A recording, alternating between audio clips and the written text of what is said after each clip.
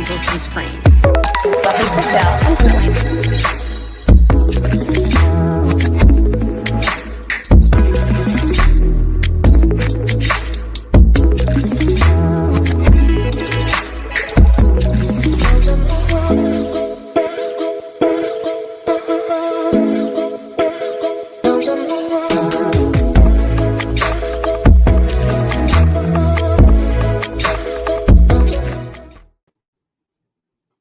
Hola. Ooh, this her, honey. This hair. It's not. It's like it's giving. She woke up like this. Authentic woke up like this. Oh, honey. Hunties. This hair. I gotta leave it like that. What is going on with his hair? Hi. Hola. Hey, Heather. Good talking to you earlier. Heather is our mod. Again, I'm about to just leave this mange alone. Just leave it alone. Hold on, y'all. This hair. What is it doing? It's giving. It needs to get washed, girl. I'm going Monday. I was going Monday. How's your Friday? Hola, ¿cómo estás? Let me do some homework so that I can help Heather. Here is this StreamYard link. If y'all want to ask me questions, we are going to talk about the predatory lending is what everybody's been asking me about on my recent social media posts, TikTok specifically. And actually was supposed to take the grand fishing. You just don't feel like it. How is the weather? Where are you, Julia? It's gloomy here in Atlanta today. Hola. Yeah, we're going to talk about predatory lending. And then I also want to talk about last night's episode of Real Housewives of Beverly Hills. And if you don't like all that, it's fine. But there's a financial lesson in that about Erica Girardi saying she didn't know about her finances, her marital finances, and where I'm like, it's muy importante for us to know about our finances. Ooh, that's not a good one. Ooh, that might work. It's muy importante for us to know about our marital finances. Let me see. Maybe not here. Hold on, let's put this here. So anyway, on the show, ooh, I guess because it's not my regular day, it's building quite slowly, but it's okay. I'm happy for who's here. On the show last night, Erica Girardi, aka Erica Jane, is basically explaining her situation with regards to her spouse and his impending lawsuits in regards to alleged fraud. He has a law practice. He was that lawyer that's well known for that show, Aaron Brockovich, that movie, Aaron Brockovich, where he helped all of these people who big business, blew up their houses or poisoned them, and they all got cancer in these towns. And he got $100 million settlements for all these people. Well, these suits are alleging that he then didn't pay these people the money. Like they would win. So when attorneys win lawsuits, the monies go into trust accounts, which actually the IRS, nobody actually looks at those trust accounts because it's not money that is revenue. It's the patient or the client's money. And so what happens typically is the attorneys issue the settlements from that account directly to the clients, and they take their percentage if they didn't charge up front out of that and put it into an operating account as revenue. Well, apparently he took his revenue out and then gave the people some money and allegedly advised them to allow him to manage the money, which is a no-no for attorneys. You need it. He's like, let me invest it for you. And he invested it allegedly in Erica Jane Girardi's career. And so, hey, y'all on TikTok, I'm on my YouTube, Just Being Buffy. scroll on over there because I'm going to turn this off in a second. Just letting y'all know I'm on my YouTube. If you don't know, the YouTube is Just Being Buffy, but you can go to the link in my bio and scroll on over. Let me do some homework because my team gets on me and Heather gets on me about this. If you're new to the channel, welcome. Thank you. Please subscribe. Please click notifications because I am known to be a pop-up queen whenever something happens. I'm at home in my library. I'll just come upstairs and, come chat with y'all and answer questions. I'm off on Fridays. So again, if you're on my TikTok, hola, ¿cómo estás? Bienvenido. I'm so happy to see you, but I'm about to end this here TikTok-y because TikTok, scrolling over to my Just Being Buffy because I'm going to answer YouTube. And also the link is, there's a direct link to my YouTube, like the button in my bio on TikTok. So subscribe, click notifications, like, and comment. And if you don't like it, say you don't like it. All commentary is welcome over here. So basically Erica was complaining to the ladies in last night's episode of Real Housewives of Beverly Hills that this isn't her. She didn't have anything to do with all this. And the reason that she didn't know about any of the financial stuff, she said she didn't know, my children we keep it real around here. She didn't know that she was given 20 to 25 million dollars as a loan from his firm's company. She said she didn't know where the money came from. Now, in some ways, I believe her because she's in this marriage with this 80-year-old man. She probably ain't asked where the money came from. She just, money appeared and I could go shop. Is that smart? No, it's not. Because allegedly there was no prenup. And so, a lot of y'all like, why y'all don't get a prenup? Honey, get a prenup. I don't care if you ain't got 3 nickels to rub betwixt the two of you. Protect what was yours before y'all came together. Protect what was yours before you came together. People always laugh when I say that I presented David with predatory lending. I mean, not predatory lending. I was reading what you posted, Heather, with a prenuptial agreement when we got engaged. It did. Sorry, had businesses. And David's a successful doctor, comes from a wealthy family. I don't care. I just know I'm messy. So if something popped off, I would destroy him. So it's just best, regardless of what your income is and what your assets are, because likely you're going to build something together. And that's sometimes, you discuss that, within the prenuptial agreement, but, just take care of yourself. All right, y'all on TikTok, scroll on over to my YouTube. The link is in my bio. I'm going to delete right now. Bye. Love y'all. Okay, now I can focus because y'all know I'm ADD. So listen, the lesson, women, men, if you're, in a partner relationship, whoever is the primary breadwinner, don't turn a blind eye to your finances. You need to know, like I tell clients, especially professional athletes. And now that I'm getting into helping some of these kids who are starting to get payments, now the NCAA is saying it's okay for them to get payments when they're in college, make sure that you sign every check. And if you're not signing every check, you know what every check is written for, whatever check that's coming in is coming in for, and she was saying she asked questions, and I didn't, a lot of people are saying they didn't believe her. She did put on a little, it might have been put on a little bit, but you just never know, child. Haven't been on my little one season on reality show. They can make you look as guilty as they want, honey. And there not be a shred of evidence to support it. But I believe she didn't know. I believe she was like, she'd been in this marriage all these years with this very wealthy man, and money just appeared and she just spent it. But you can't do it. You got to protect yourself. You have to protect yourself.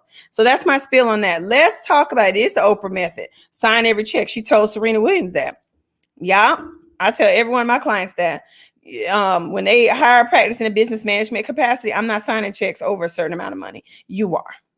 And we're going to explain to you what they are. And you're going to sign another form that be video recorded where we went through and explained it to you. Because I ain't going to hear later that you didn't know this was purchased and blah, blah, blah, blah, blah. Not going to happen.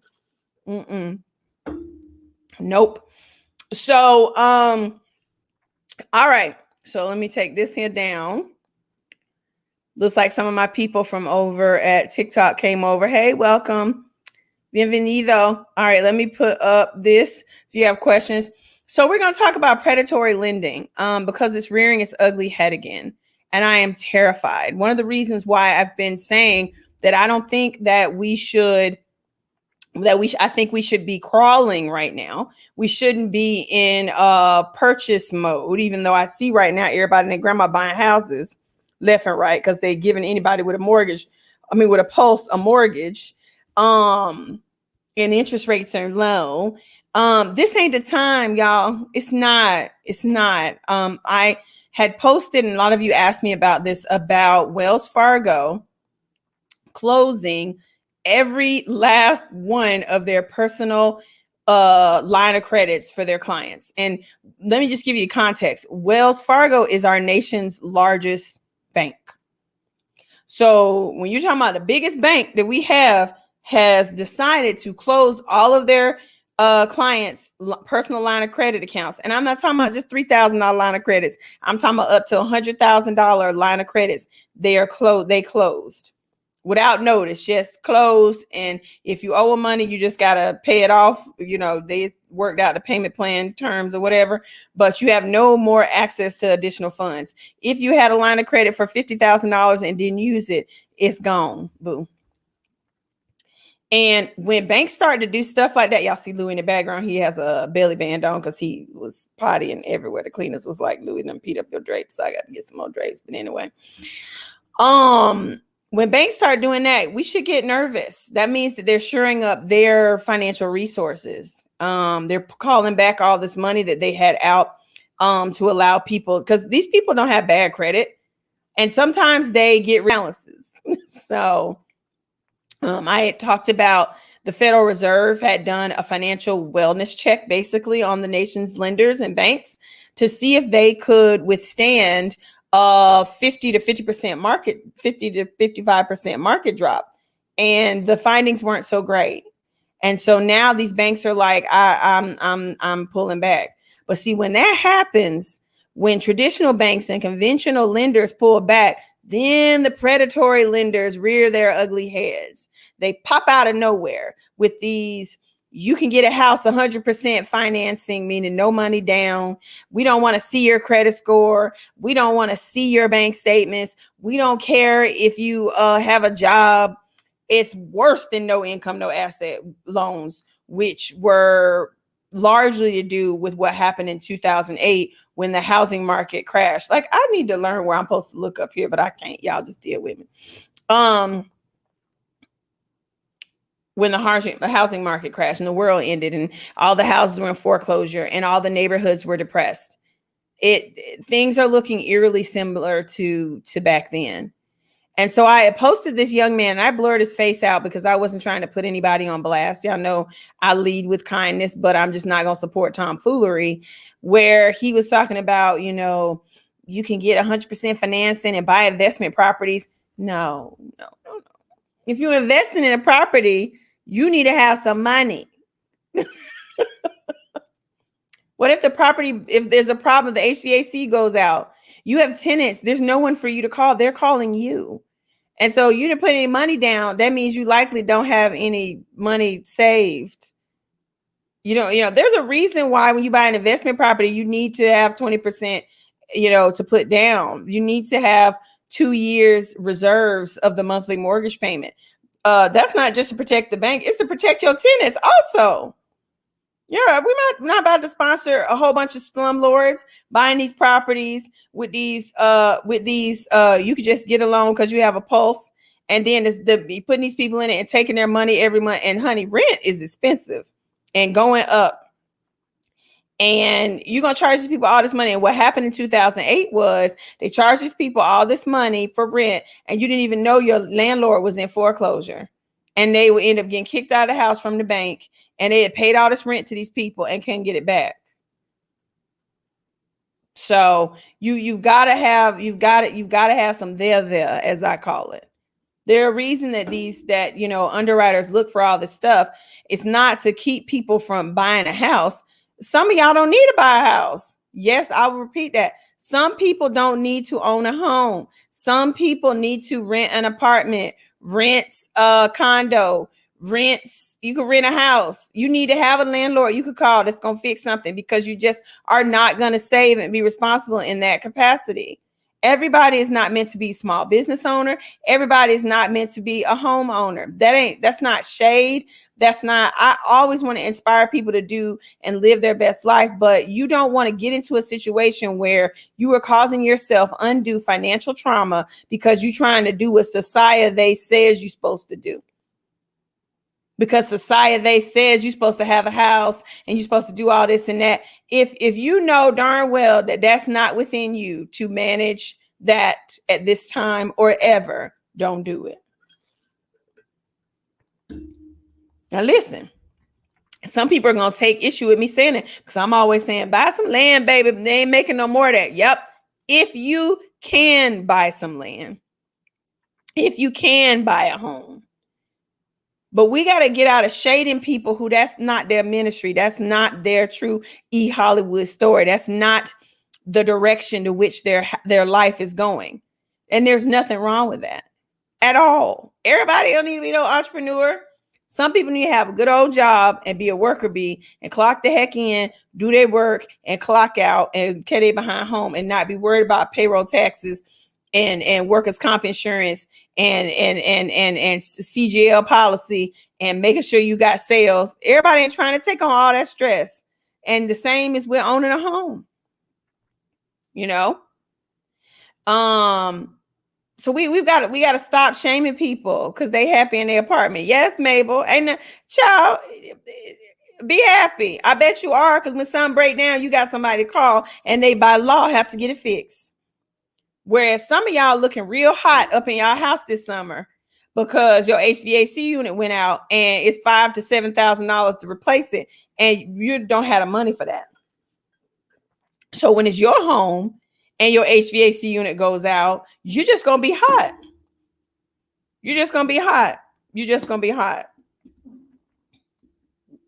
Oh, Diva Saj.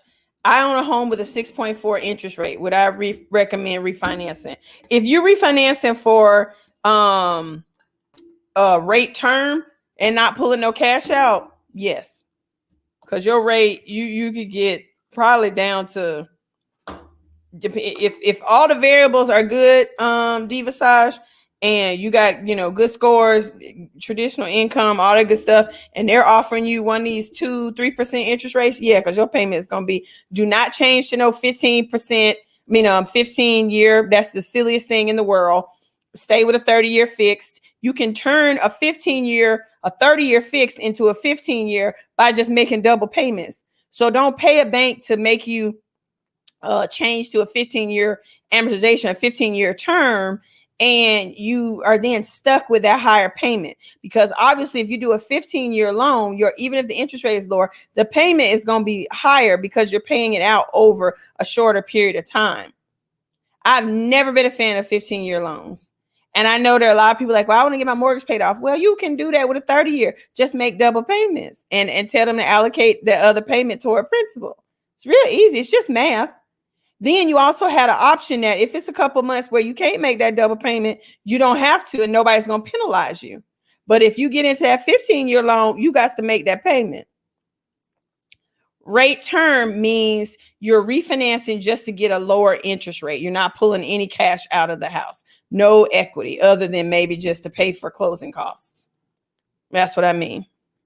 So yes, 6.4. Yeah, your payment would probably be half of what you're paying now. So yes, I'm for that. But don't take a dime of cash out that mortgage based on these fake behind appraisals that are out there right now. Because I don't want you to be upside down in your loan come 6 months to a year from now when the bottom falls out. I mean, all this is just math.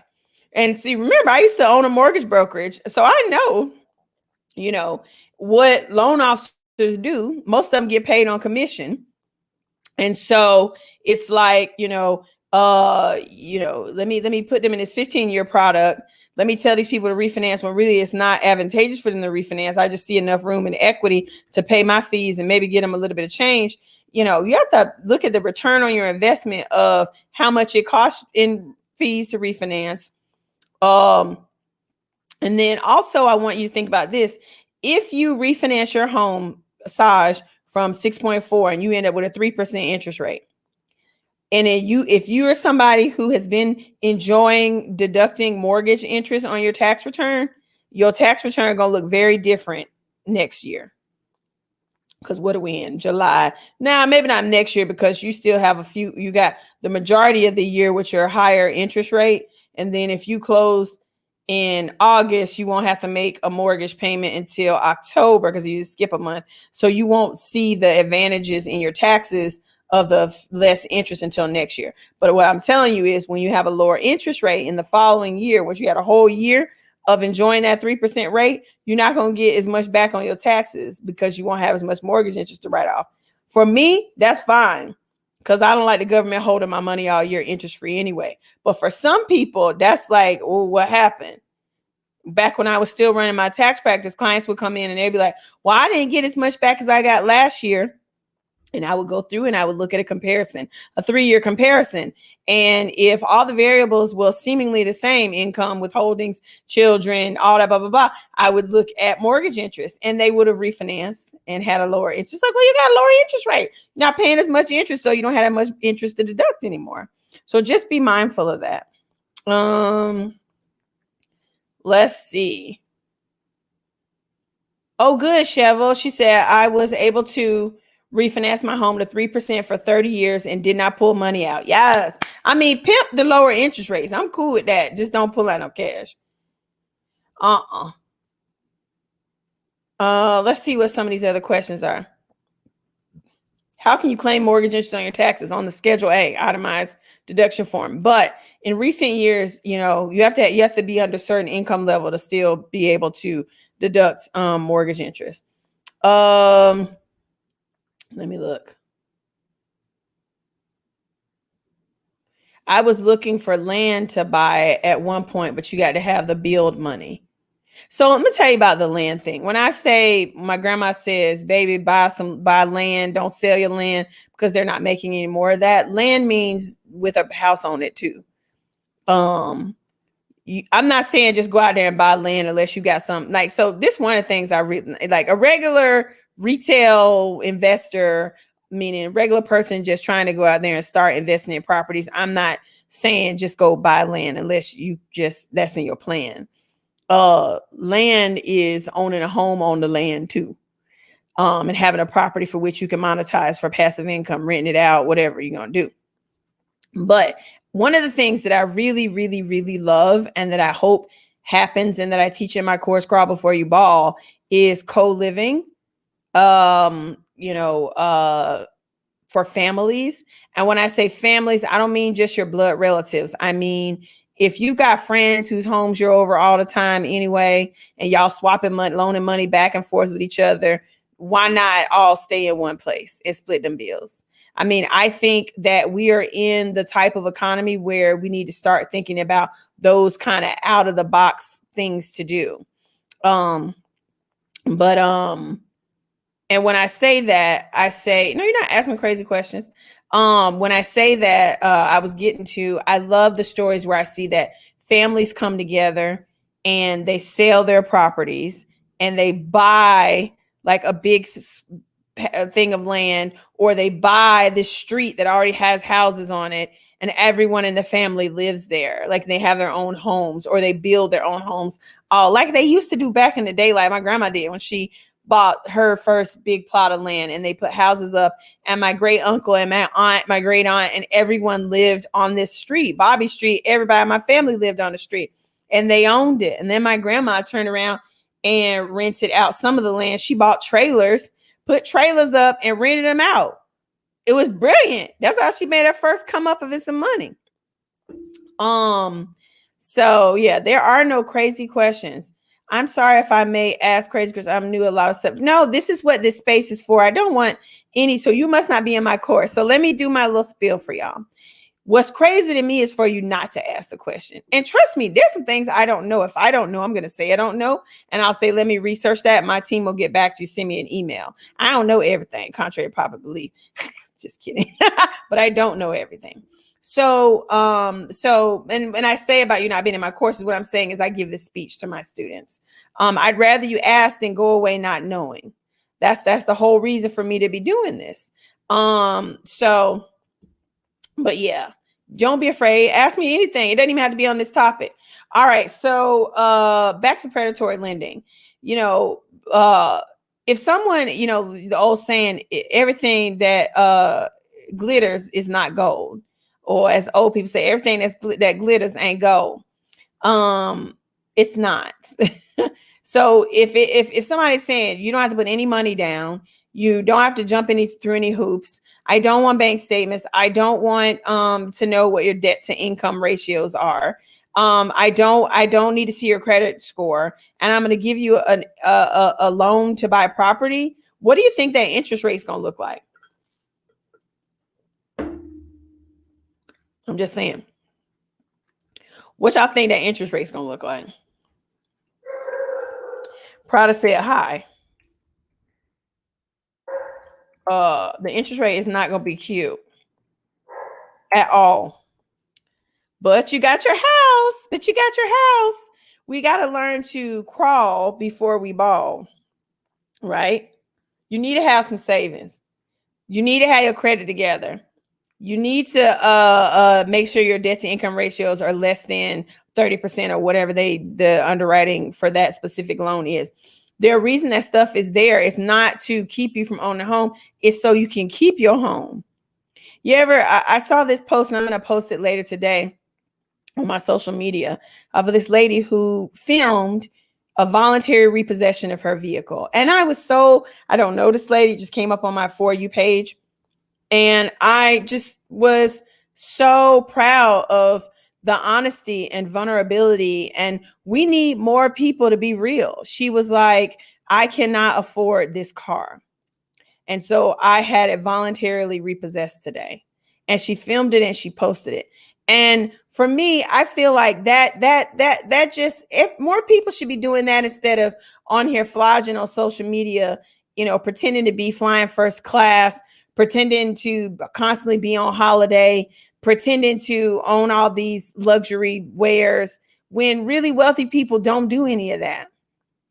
They don't. Trust me, I know. And I'm not talking about myself because I'm not what I consider wealthy. I'm comfortable. I know wealthy people. And they're not doing any of that stuff, y'all. They're not. They wear regular clothes. They drive regular Toyota Camrys. They're not. No. Now they put their money in some assets like properties and stuff, and they have big homes and all that. But they're not out here in these streets like you think they are. Gucci's not getting all their money.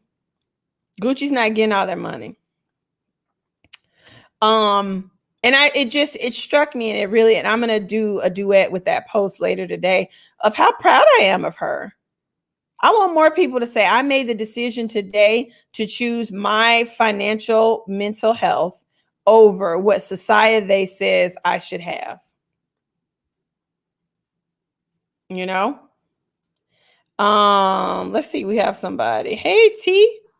Hey, Buffy, how are you? I'm great. How are you? Now, I require I see your face. I'm sorry. I don't look too good. I'm at work, so I'm trying to. Okay, go ahead. What's your question? So my question is, I lost my job um 2 years ago, and my credit went down the drain because I stopped paying for my, credit cards and whatever. And then I started working again, but then I made some dumb decision of going to these companies that supposedly help you pay, get your credit back up. And I paid, I think for like 6 months, it was an amount of like $300 a month, and only to find that nothing was actually paid towards my debt. So I was very mad about that. But then I stopped working again due to some circumstances. But now I'm in a place where I am somewhat working. I'm able to save a little bit, but I haven't started paying off some stuff, right? So my question was, my plan is to take whatever I have saved at the end of the year or maybe around January, February, and then try to pay off my debt. My debt is a little over 13,000. So my Mhm. question is it advisable to, if I, let's just say I have maybe like 6,000 saved up, is it advisable to take the whole 6,000 and pay it towards my debt, or should I just do it like monthly? You always need to have a thank you for your question and thank you for your vulnerability and honesty. I want you to not say you made some dumb decision. You made the decision that was right for you at the time. In terms of utilizing one of those awful credit repair places, it wasn't dumb. You believe them. That's what they said they could do. And I've heard hundreds of people over the years who have had similar horrific experiences. And for that, I'm sad. But, I hear a lot of blaming yourself, and you got to stop doing that. Okay. First. Okay. Second, congratulations. You've saved $6,000. That's amazing, especially in a pandemic, especially having lost your job and starting working again. So, celebrate your successes. Third, to answer your question, no, we're not about to get rid of all our savings. That's not what savings are for, right? Okay. You need to develop a plan to chip away at that debt over time. And I always say start with the small stuff. People are Mm-hmm. like, "Oh, get the highest interest rate." And yeah, if you told me you had 200,000 in savings, maybe we could talk about, what I mean, like, or 100,000 in savings. But right now you're in the crawling phase of saving to make sure that you have what I call 2 years of what it costs you to be you in a high yield savings account. And I'm Yes. I'm certain that that's not 2 years of what it costs you to be you yet, right? Yes. No, it's So not. you need to keep building that. But take one of those credit cards or one of those debts that's small, one of them that's like $500 or $1,000, and work on making extra payments to pay that off first. A couple things are going to happen. You're going to be happy because you actually paid something off and you can see a zero balance. All too often, we go after the big $20,000 debt, and it just seems like we never pay it off. We got to have some wins mentally. You know what I mean? Yes. And so when you start with the smaller stuff, when you feel weak, you can look at that zero statement. I made it through that one, so I can do it again with the next one. And so never, never, never do I want you to get rid of your peace of mind money, which is your savings, because then you're going to cause yourself financial trauma again. Once one of life's little, Murphy's Law things pops up, Mm-hmm. your car breaks down and you can't get to work, or whatever the normal little stuff comes down and you don't have any money saved, you're going to put yourself through unnecessary trauma. So Okay. keep your money, keep working on building up that savings so that you have 2 years minimum of what it costs you to be you. But I congratulate you on the 6,000. Where is that money? Is it in a high yield savings account? Meaning you get paid 0.50 APY or higher No. percent. Mm. No, it's not. It's just in a regular checking account. I just don't touch it. It's okay. You didn't know. And now you know better. So we're gonna do what? We're gonna move that money next week, right? Yes. I like Chime. I like Citibank. So Google best high yield savings accounts where they pay you some Okay. actual money for your money. Because in a checking account, what you get, your statement is like they paid you 6 cents in interest. Nah, we need to make our money work for us, right? Yes. Yes, you're right. Yeah. And I like to put it in something like Chime, which isn't really a bank. It's a financial app that is FDIC insured, so that it's not connected to your checking account. Because all too often when we have our savings in a savings account or attached to our checking or in our checking account, you just have two checking accounts. Because when you overdraft that checking, where they get the money from? Your savings. That's So true. you got to make it hard for you to get to that money. Like I always tell everybody, my savings is in USAA Federal Savings Bank, which is in Texas. They don't even have any branches in Georgia. So it's like pulling an arm and a leg for me to get to that money, and I love it. Okay. Well, thank you. I have Thank one you. more. I Sure. have one more question, real quick. I was debating with my friend who she has a car which is I think it's a 2007 BMW, and Uh-huh. it's giving a lot of BM trouble trouble. you. BM trouble you. That's true because it's giving her so much trouble. She's spending every month she has to fix something on that car. So I said to her because I think, and I shouldn't be thinking for her, but in my opinion, I think she can afford to get a new car or a better car. If you have an older car and it's costing costing more to fix it, right? Does it not make sense to get a new car, or not a brand new car, but to get a car, then keep fixing the car that you have? It depends. Is her car paid for? Yes, it is. So for me, you have to like look at what your return. So like, how often is she fixing it? Is she having to fix Every it? single month. Every single month, Well, there's something mm, that needs to. Last month it was I think she said alternator. This month, the month before that, something with the car was shaky, so she had engine something. I don't even know what it was. This month, she had beginning of the month, it was leaking the coolant, and now then she got that fixed. So now this week she was telling me that the gas is leaking, which I think is really dangerous. I don't know anything about cars, but I'm assuming it's dangerous if the gas is leaking. So now she has yeah, to get she might that. need to get. Yeah, you're right. She might need to get shed of that car, as the old people say. Sorry to interrupt you, but normally I tell people if you own a car, sometimes we seem to exaggerate how many times we got to do a repair on a vehicle. But I know personally that BMWs are a problem. Them engines, it's like don't buy a Range Rover either. It's the same engine as a BMW. But if it were a Honda Accord or something that was paid for and you had to put an alternator in it and it was paid for, I would say so. You know what I mean? Because you're not having a Yeah. monthly car payment. So you kind of have to think of how much is it going to cost me if I have to get another car, whether it's a new car or not. Because, honey, these used cars are more expensive than the new cars nowadays. I don't know if you've noticed that they are. There's been a resurgence in the used car business. And you have to look at it was going to be $400 a month minimum. So that's almost $5,000 a year in payments. Well, this alternator only cost me $700. Now I'm going to keep my car. You got to kind of look at the cost benefit Oh, analysis of whether it's worth it, you know? okay, I get it. Yeah. All But right. All thank right. Thank you. you so much. You're welcome. Thank you. Bye bye. Have a good day and a good weekend. Hey, Lawrence. Now, y'all know y'all gonna have to show y'all faces now. I got some BB cream on, no brows, chapped lips. Lawrence, you on mute, honey. I'm gonna have to take you. Oh, there you go. Hi, can you hear me? Yeah, why don't y'all show y'all faces? I look rough as Methuselah. I just got out of the shower, so Oh, no, don't do that. Don't get me in trouble. exactly, And then you got a deep voice. I ain't trying to get in trouble with my husband. Go ahead. exactly. First off, I want to say thank you for what you're doing for us, the financial community. I really You're appreciate it welcome. because most people will charge you an arm and a leg just the I basic. used to. I believe most people would charge you an arm and leg just for the basic information. My question is, how important is it to contribute to your 401k if your employer matches? You crazy if you don't. That's free money. It's very important and an excellent question. Not to mention so if you I love this question. So if you have $10,000 like in your 401k between matching and what you put in, right?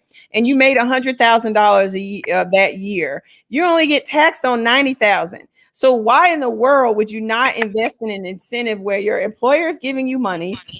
You get to take a tax deduction for it, and you're saving. And you're Right. saving, and you can borrow against it and pay yourself back. Like I hear all these people who are like, why I cashed in my 401k because I need to do. Why would you cash it in? Just take a loan against it. There's no tax hit to it.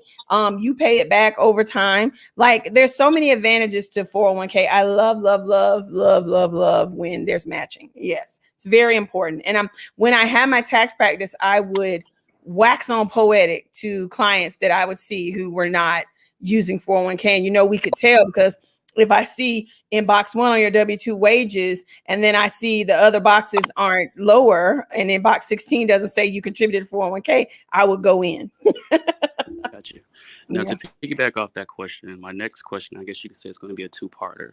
Okay. My first question, is going to be, what exactly would be the difference between a 401k and a Roth RIA?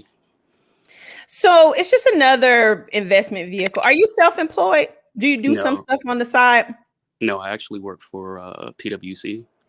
Then you work for PricewaterhouseCoopers. You're calling me, asking me these. You teach the lesson. Tell me what you think the difference between a 401k and an IRA is. Well, I'm always confused because I've always been told to put money in the 401k, obviously just from like family, of course. But when it comes to the RIA, the Roth IRA, I'm a little confused as to, I guess, what would be the difference? Because to my knowledge, the Roth IRA it doesn't have like that, I guess you could say that employee match feature. Yeah, no, they're not going to do that, but it's just another way for you to save. It's an individual retirement account, so it has nothing to do with your employer. It's like opening up a brokerage account, and it's somewhere else that you can save, and they can invest the money and make, in a conservative investments so that your money can work for you and not the other way around. So it has nothing to do with your employer. It's just you having some other vehicle to save, basically. Okay. And, depending on what your income is, some people shouldn't invest in a Roth. You may need to get a traditional IRA. So, talk to your broker about all that, because there's some, tax advantages and some tax disadvantages based on your income. Okay. Okay. And my second and last question is going to be, if I have obviously a 401k, but I'm thinking about investing in stocks, would you say to invest in stocks or just do like the IRA, the Roth IRA, and let them kind of sort of manage that money and let it work for me? It depends. Okay, so some people are saying they can't hear you, so I'll repeat what you said. You asked, okay, if I have 401k and my employer's matching and I have invested in an IRA, do you think I should consider investing in stocks outside of that, like it as a retail investor, meaning you do it yourself? Correct. Yeah. So it depends on, your risk tolerance. So if you do have what I call 2 years of what it costs you to be you saved, and it can be in a 401k, it can be in the IRA, it can be in a high yield savings account. If you have that, then according to me, with Crawlbeforeyouball, you are fine to move on to trying to get into investing in stocks, looking into cryptocurrency, doing some more, getting into real estate investing, because you've done the part you're supposed to. You have what you need to have saved to cover yourself if you were to be unemployed for a couple of years or something really bad happened. You know what I mean? And yes. So it'd be okay to then put your money in some more high risk investments, like directly investing in specific stocks or getting into this cryptocurrency game. So if all those variables match, if you have the 2 years in your 401k that it costs you to be you, or in your IRA, yes, you can invest in stocks separately. I like, so do you have kids, or you tell me? No kids. So I have this, so I can't. There's a company, Acorns is good. I can't specifically recommend Acorns, but they're good for investing. As far as an app, I do not like Robinhood, because of what happened. Did you follow what happened with GameStop and all that? Yes. Yeah. So I don't fool with them.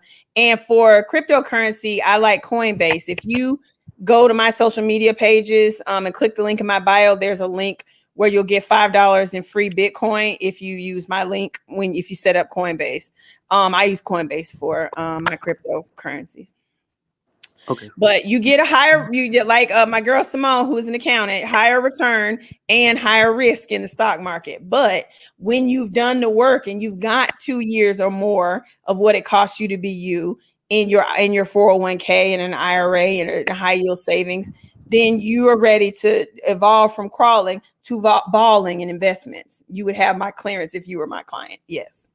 Got you. Thank you so much. You're welcome. You have a good day, and thank you for your questions. You too as well. All right, y'all. Hold on. Let's see.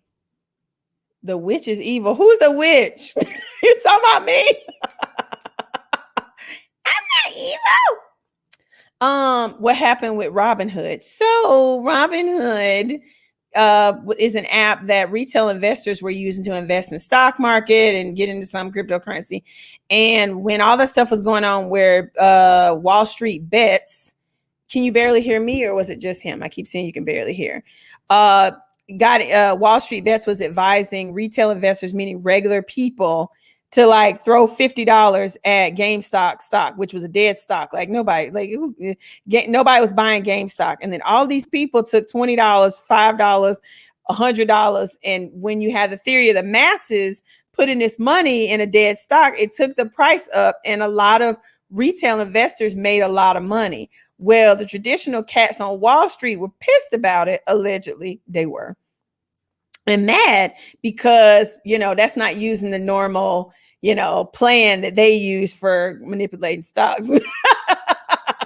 And they said social media and Wall Street bets manipulated the stock price, which, child, that's what they all do anyway.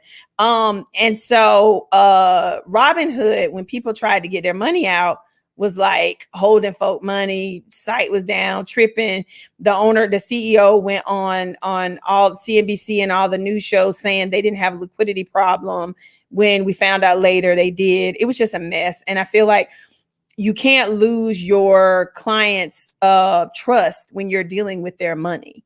So I don't recommend them anymore. So let's see, what other questions? When you talk about, hold on, let's see. When you talk about 2 years savings, are you including 401k? Yeah, wherever you have the money. If it's in the mattress, if it's, I'd rather you have it in some investment vehicle. But 2 years of what it costs you to be you, meaning it's somewhere tangible that you can get to if you need to. So yeah, wherever. What is the name of the cryptocurrency program that I use? Coinbase. So if you go to the link in my bio, or even in the description on this post, there's a link for my website, justbeingbuffy.com. And then you click on Keeping Up with Buffy, and it'll give you a direct link to download Coinbase, and you'll get $5 in free Bitcoin from using my link. Best place to save money that can add interest, saving for children. UNest. I love UNest. Also in my link, UNest is a UTMA. So it's not like a 529. It's kind of like a 529 plan on steroids is the way I describe UNest. You can put money away for your kids in an account, a custodial account that you as the parent manages, or you as the auntie manages, or you as the best friend or the godmom manages. Because I believe that kids don't need toys. They need money. And so for my nephews, I started early putting away. It wasn't with UNest, it was another company because they weren't in business quite yet, but we quickly switched to UNest. We'd put $25 up, a week back when I was, grinding and growing my, monies. And then that elevated into higher amounts so that when they graduated from high school, they had options. I have two nephews who are now over the age of 18. One of them wanted to go to college, and he's going off to college this fall. And we're using some of the money that we put in his UNest account for his tuition. One of my nephews was like, college is not my ministry. I'm not going to college, auntie. I want to be an investor in real estate. I want to buy a duplex, and me and my cousin live in one half of it, and I rent the other half out. Help me figure out that. So we let him use his money for that. I didn't let him buy in this market, but he's got his plan together. He's taking the NACA course, and he's getting ready for when I say it's okay for him to buy his duplex. So, the main thing I like about UNest is the kids don't have to use the money for college. See, with a 529 plan, they've got to use it for educational purposes, or you receive some sort of penalty. With UNest and other UTMAs, you don't have to do that. They can use the money for their wedding if they want to. Any milestone, they could buy a car with the money. They could, start a business. Some kids go to high school and get out of high school and say, college ain't for me. I'm going to get a certificate in something. Like I'm become a welder, and I'm opening up my own welding business. And then you can use that money for that. And so I challenge a lot of people to take, now that y'all starting to get this child tax credit, this $300 a month or $250 a month per kid that they're spreading out over time instead of giving you at one time during tax season. Take a percentage of that money, take half of it, and put in a UNest account for your kids. That money, they're going to invest it in very moderate. It's nothing that's going to be crazy risky, although there is risk involved in any investment. I got to say that. But you're letting the money work for your kids. And imagine if you forget about that and you put that on auto draft, And by the time your child is 18 years old, how much money will be there, and how better you set them up for their future successes than the kids who are going out here having to get student loans for school, or, you know, having to directly go get a job. Like, it just gives you options. You know, my nephew, Jalen, who didn't want to go to college, I was like, go take a trip. Go, you graduate from high school. We're proud of you. He took we let him take some of his money, and he took his friends and went to the Bahamas for a week. Let these kids live. Like, I think the world is hard enough before we get them put out there and having all this financial anxiety and stress and PTSD and just in living in this country that is America and in this world, that we need to let them have options, and having money allows them to have options. And you don't have to have a lot of money to set up a UNest account. You could put as little as $25 a month in there. And you know what? I'm proud of the people who do. I have people in my Crawlbeforeyouball course who report to me that they're so proud, you know, that they see this money in this account for their child, and it makes them feel good as a parent. So yeah, I know I wax on poetic about UNest. I love the company. And you know, I love setting kids up for success. And I'm not saying don't buy your kids toys, but don't spend all the money on toys. Another good thing I like about UNest is that, you know, I always tell my clients, if one of your friends is having a baby shower, set up a UNest account for the baby. So you may buy a little onesie or some Pampers, but set up a UNest account and put $100 in that UNest account, because she gonna get a stroller from 8 million other people and all this other stuff. Put some money up for that child. Start that practice from the beginning. I think that's a better baby shower gift than some Pampers or some cute onesies. You know what I'm saying? The kids need money. I don't need all these onesies. You can wash that onesie, honey. When that baby throw up, put it in the sink and rinse it out like grandma used to do it. Pop it back on them. Put it outside on the line. Y'all remember hanging clothes on the line? Or I just had a country upbringing. I just preferred it to the dryer. My grandma had a dryer. She still made us hang clothes up on the line. Let's see. They just smell better to me. What money do single childless people get? They're talking about none. Sorry, you ain't getting nothing. What money do single childless? I don't have kids. I'm married, but I don't have human kids. No, I know it's been a hard year. None. We're not getting any. They're not sending us any. Now, I will tell you this: they've been sending unemployment refunds out. So if you had unemployment income that got taxed on your 2020 tax return, they're refunding that money. So some people have been receiving those. So you don't have to have had children for that. That is one thing they're doing, because see, unemployment income is taxable income because replacing wages, lost wages.